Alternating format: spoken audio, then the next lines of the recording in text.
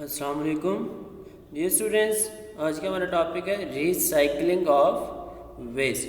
तो हम basically solid waste management के बारे में डिस्कस कर रहे थे। डोमेस्टिक वेस्ट की बात की, फिर हमने इंडस्ट्रियल वेस्ट को डंप कैसे करते हैं उसकी हम बात कर रहे थे। अब उन्हीं सॉलिड वेस्ट को हम क्या कर सकते हैं, रिसाइकल कर सकते हैं। यानी हम क्या करें, उनको डंप करने के बजाय, डिस्कार्ड करने के बजाय हम क्या करें, उसको प्रोसेस करें, डिफरेंट प्रोसीजर्स के थ्रू पास करके उसको क्या कर ले, रिसाइकल कर ले। अब रिसाइकलिंग से बेनिफिट क्या होता है, हम क्या कर सकते हैं, उनके सोर्सेज को कंजर्व कर सकते हैं, यानी और भी सोर्सेज कंजर्व कर सकते हैं, like raw material and energy.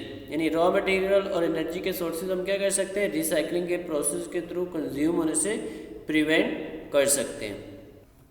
अब कौन कौन से ऐसे मटेरियल्स हैं जिनको हम क्या कर सकते हैं, रिसाइकल कर सकते हैं। उसमें first one paper, second plastic, third one glass and fourth one aluminium. इसको याद रखने के लिए आपने रखना है, इसकी शॉर्ट फॉर्म याद करनी है, गैप। जी से ग्लास, ए से एल्यूमिनियम, पी से प्लास्टिक एंड पी से पेपर।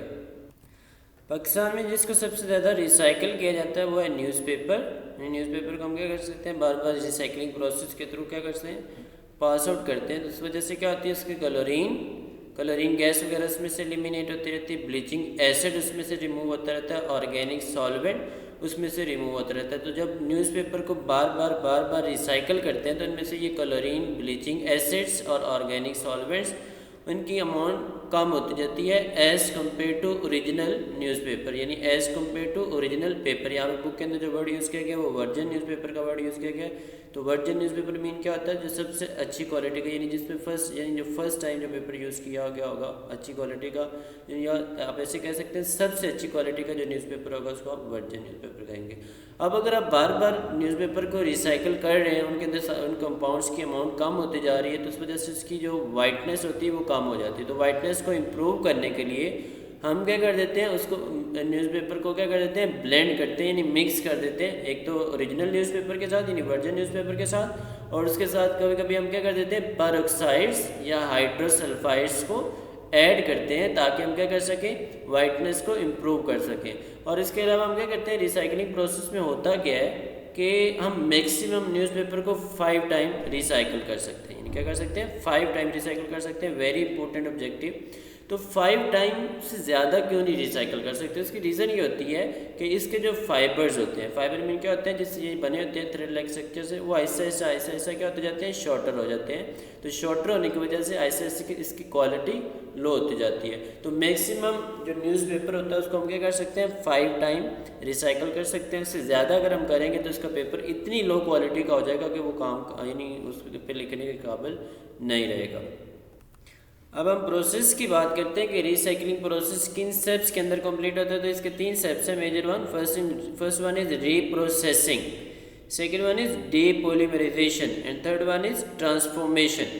तो हम इसको बारी बारी डिस्कस कर लेते हैं। तो रीप्रोसेसिंग के नाम से ही पता चल रहा है कि आपने क्या करना है, उस प्रोसेस को रिपीट करना है, दोबारा करना है। तो जो रीप्रोसेस करेंगे तो उसमें क्या करेंगे, जो प्लास्टिक्स होंगे उसको आप क्या कर देंगे, रीमेल्ट करेंगे, और रीमेल्ट करने के बाद उससे क्या कर लेंगे, नई प्रोडक्ट्स बना लेंगे। यहाँ पे जो एग्जांपल देखी है पॉलीस्टायरीन, इसको पहले हम यूज़ करते हैं, इससे बना रहे होते हैं फोम वगैरह, पैकेजिंग मटेरियल्स वगैरह, कटलरी वगैरह, फर्नीचर वगैरह। कटलरी वगैरह में आपके पास वो किचन के इंस्ट्रूमेंट्स आ रहे होते हैं। तो ये सारी चीज़ें हम पॉलीस्टायरीन को यूज़ करके बना रहे होते हैं। लेकिन बाद में हम इसको क्या करते हैं, जब ये आपके पास ख़राब वगैरह हो जाते हैं तो इसी पॉलीस्टायरीन को हीट करके, रीप्रोसेस करके, रीमेल्ट करके हम क्या कर लेंगे, इसको टॉयज, ट्रेस वगैरह बनाने में क्या कर लेंगे, यूज़ कर लेंगे। That is called reprocessing. यानी पहले प्रोसेस हो चुका था, उसकी पॉलीमराइजेशन हो चुकी थी, उसके बाद हमने उसको दोबारा पॉलीमराइज किया। डेट इज़ कॉल्ड रीप्रोसेसिंग, यानी रीप्रोसेस करना, प्रोसेस का दोबारा होना।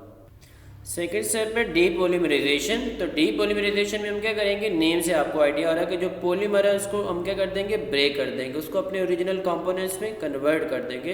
तो ओरिजिनल कंपोनेंट्स में कन्वर्ट करने के लिए या तो हम उसको क्या करेंगे, हीट प्रोवाइड करेंगे थर्मल प्रोसेस के थ्रू, या केमिकल कैटलिस्ट प्रोवाइड करेंगे। तो डीपॉलीमराइजेशन मीन क्या है कि जो यूज प्लास्टिक्स होंगे उसको कन्वर्ट बैक कर दिया जाएगा इनटू देयर ओरिजिनल कंपोनेंट्स।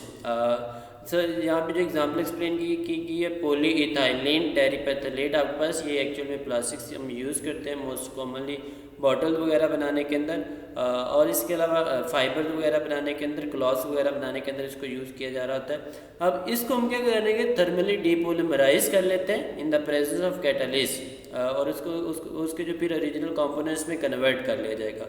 वो जो ओरिजिनल कंपोनेंट्स होंगे उनको कहीं ना कहीं फिर क्या कर लिया जाएगा, यूज़ कर लिया जाएगा किसी और प्लास्टिक को बनाने में। अब ये इंपॉर्टेंट ऑब्जेक्टिव है कि ये जो डीपोलीमराइजेशन होती है ये या तो कैटलिस्ट की प्रेजेंस में होगी या थर्मल प्रोसेस यानी हीट की प्रेजेंस में होगी, या दोनों की प्रेजेंस में ये रिएक्शन कैरी कर रहा होता है। And last step is transformation. Transformation के नाम से क्या पता चल रहा है कि इसमें हम क्या कर देंगे, उसकी शेप को चेंज कर देंगे या उसकी क्वालिटी को चेंज कर देंगे। पहले हाई क्वालिटी प्रोडक्ट्स हम बना रहे थे, अब लो क्वालिटी प्रोडक्ट्स से बना रहे होंगे। तो transformation is a process in which used plastics are converted into low quality substance, यानी उसकी शेप ही को चेंज कर दिया जाएगा। फिर उस लो क्वालिटी सब्सटेंस को हम क्या कर लेंगे, प्रोडक्शन ऑफ अदर यानी ऐसी यानी आप उस प्रोडक्ट्स बनाएंगे जो लो क्वालिटी होंगी।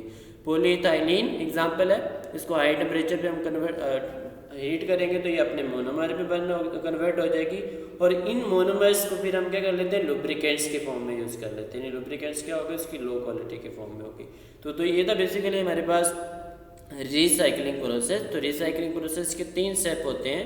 One is called reprocessing, other is called डीपोलिमराइजेशन and third one is called transformation. और अगर हम रिसाइकलिंग करेंगे तो इससे हमारा बेनिफिट क्या होगा कि हम एनर्जी को कंजर्व कर सकते हैं, हमारे रिसोर्सेज को कंजर्व कर सकते हैं, और इसके अलावा हम इन्वायरमेंट को पोल्यूट होने से भी क्या कर सकते हैं, बचा सकते हैं। तो इस वजह से अगर मैक्सिमम हमें कोशिश करनी चाहिए कि जितने भी वेस्ट मटेरियल्स हैं उनको किसी न किसी मेथड के थ्रू हम क्या करें, रिसाइकिल करें, ताकि उनसे हम बेनिफिट भी ले सकें, हीट भी ले सकें, और रिसोर्सेज भी अपने अर्थ के क्या कर सकें, कंजर्व कर सकें। तो होप सो आपको ये समझ आ गया होगा। Very very important question. और इसमें जो न्यूज़पेपर वाले यानी कितने टाइम न्यूज़पेपर को रिसाइकिल किया जाता है, तो वो 5 टाइम। और वो क्यों 5 टाइम से ज़्यादा नहीं किया जाता, क्योंकि उसके फाइबर जो होते हैं वो शॉर्टन हो जाते हैं। तो ये इंपॉर्टेंट ऑब्जेक्टिव है, शॉर्ट क्वेश्चन में पूछ सकते हैं। तो इसको अच्छी तरह आप लोगों ने अंडरस्टैंड कर लेना और रीड कर लेना। होप सो आपको समझ आ गई होगी। ओके।